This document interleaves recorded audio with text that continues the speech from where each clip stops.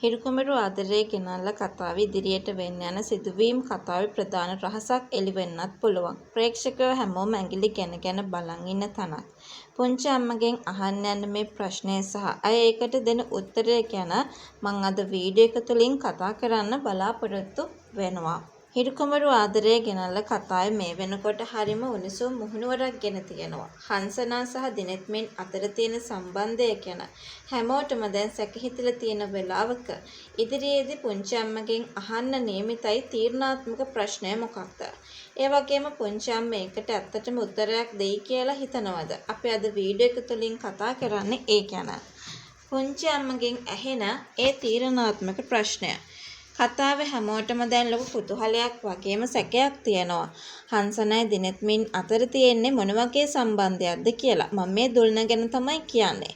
මේ සැකේ දුරු කරගන්න හොඳම කෙනා තමයි පුංචි අම්මා.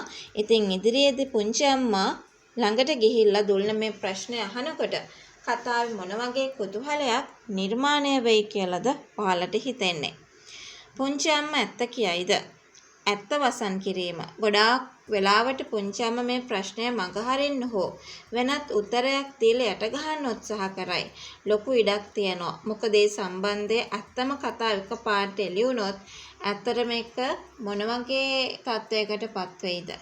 ඇත්තටම දුල්න සහ හංසනා අතර තියෙන මේ පටලැවිල්ල සැරින් සැරේට වෙනස් වෙනව නේද කියන කතාවත් එක්කයි අපිට මේ වෙලාවේ කතා කරන්න සෑහෙන chance එකක් තියාගෙන ඉන්න හැකියාවක් ලැබිලා තියෙන්නේ.